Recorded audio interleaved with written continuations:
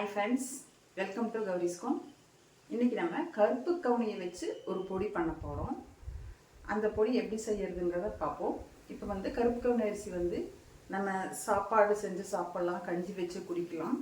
அந்த மாதிரி இந்த மாதிரி ஒரு பொடி பண்ணிக்கிட்டோம்னா இட்லி தோசைக்கு தொட்டு சாப்பிட்டுக்கலாம். அப்போ அந்த கருப்பு கவுனி அரிசியோட மற்ற அந்த சத்தும் போகும். அது கூட உளுந்து கடலைப்பருப்பு இதெல்லாம் சேர்த்து பண்ணுறதுனால நமக்கு அந்த உடம்புக்குள்ளார எல்லா சத்துமே கிடைக்கும். இப்போ நம்ம இது என்ன அளவு எப்படி செய்யறது அப்படிங்கிறத பார்ப்போம். இப்போ கவுனி அரிசி ஒரு 200 கிராம் எடுத்துருக்கிறேன். கடலைப்பருப்பு ஒரு 100 கிராம் எடுத்துருக்கிறேன். உளுந்தம்பருப்பு வெள்ளை உளுந்து 100 கிராம் எடுத்துருக்கிறேன். நீங்கள் கருப்பு உளுந்துமே போட்டுக்கலாம். வரமிளகாய் ஒரு 25 கிராம். காரத்துக்கு ஏற்றியும் வச்சுக்கலாம், காரம் இறக்கியும் வச்சுக்கலாம். அது நமக்கு எப்படி முடியுமோ அப்படி. பெருங்காயம் இந்த மாதிரி ஒரு 3, இது குறைஞ்சது ஒரு 5 கிராம் இருக்கும். பூண்டு பல் ஒரு 10 பல் எடுத்துக்கோங்க, இந்த மாதிரி முழுசாக ஒன்று. முதல்ல கவுனி அரிசி நல்லா சுத்தம் பண்ணிவிட்டு பிடைச்சிட்டு குப்பையெல்லாம் இல்லாமல் இதில் போட்டு வறுப்போம்.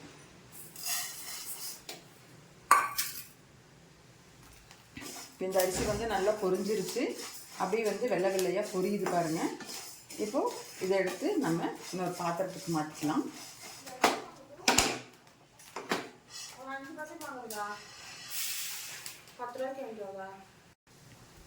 அடுத்தது 100 கிராம் உளுந்து போடுறேன்.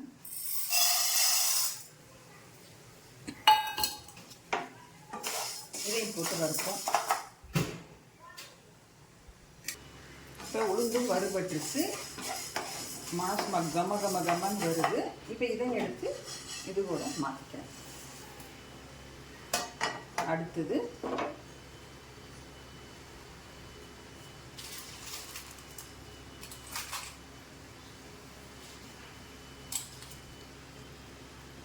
அடுத்தது 100 கிராம் கடலைப்பருப்பு.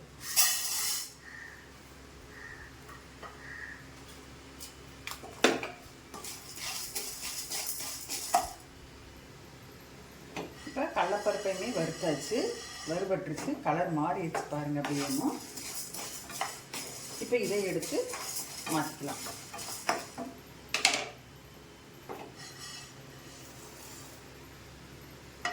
அடுத்தது வரமிளகா. வரமிளகா 25 கிராம் சொன்னேன். எவ்வளோ பீஸ் இருக்குன்னு பார்ப்போம். 2, 4, 7, 8, 9, 10, 11, 12, 13, 14, 15, 16, 17 போட்டிருக்கிறேன். ஆனால் நான் இதையே ஃபுல்லாக போட்டு அரைக்க மாட்டேன். ஒரு 4 எடுத்து வச்சுக்குவேன். காரம் பத்தலை அப்படின்னா போட்டுக்குவேன். காரம் அதிகமாகிடுச்சுன்னா குழந்தைங்க பெரியவங்கெல்லாம் சாப்பிடும்போது அது ஒரு மாதிரியாக இருக்கும், அவங்களுக்கு ஒத்துக்காது இல்லையா? அதனால்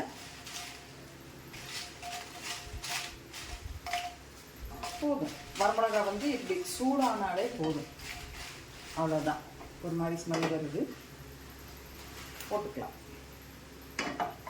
நான் இப்போவே மறந்துடுவோம். அதனால் ஒரு 4 மிளகாயை நான் தனியாக எடுத்து வச்சிட்றேன். அப்புறமா அரைச்சிட்டு காரம் பத்தலைன்னா கடைசியாக கூட போட்டுக்கலாம், தப்பு கிடையாது. அடுத்தது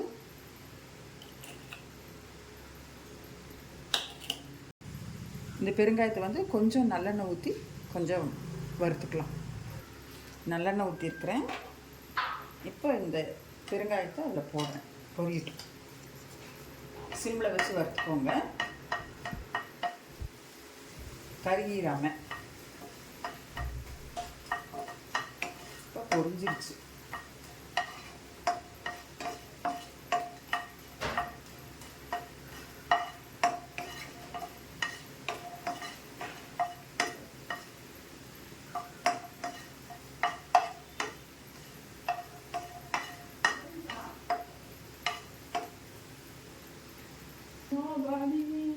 பெருங்காயத்தை வறுத்து தனியாக எடுத்து வச்சுட்டேன். இப்போ எல்லாம் வறுத்து ஒரு தட்டத்தில் போட்டு வச்சுருக்கிறேன். ஆறட்டும். ஆறுனதுக்கப்புறம் பார்ப்போம். கொஞ்சம் உப்பு, அந்த பொடிக்கு தேவையான உப்பு, அதையும் போட்டு வறுத்துக்கலாம்.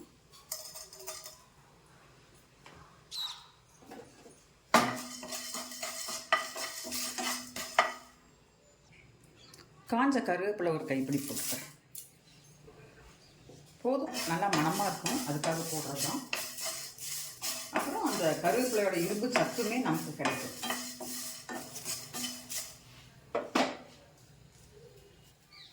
வறுத்தாச்சு. கருவேப்பிலை வந்து பொரி இந்த மாதிரி உடஞ்சி வருது இல்லையா, இப்போ எடுத்துடலாம். இப்போ இது பெரிய மிக்ஸி ஜாரில் நல்லா தண்ணி இல்லாமல் நல்லா காஞ்ச மாதிரி இருக்கணும். இப்போ இதில் நம்ம எடுத்து போட்டுக்கலாம். வரமிளகாய் வந்து 2 உடச்சி போட்டிருக்கேன், நல்லா அரைப்படுறதுக்காக. இப்போ அரைச்சிட்டு பார்ப்போம். இப்போ இந்த பெருங்காயத்தை வந்து இப்படி பொரிஞ்ச பெருங்காயத்தை இப்படி உடச்சி போட்டுக்கிறேன் மிக்சியில். இட்லி பொடி வந்து அரைச்சி ஆற வச்சாச்சுங்க. இப்போ நமக்கு கருப்பு கவுனி பொடி ரெடி ஆயிடுச்சு. அது இட்லி பொடின்னு கூட சொல்லிக்கலாம், ஆனால் கருப்பு கவுனி பொடி தான். சரிங்க, இந்த வீடியோ பிடிச்சிருந்ததுன்னு எனக்கு ஒரு லைக் பண்ணுங்கள், ஷேர் பண்ணுங்கள்.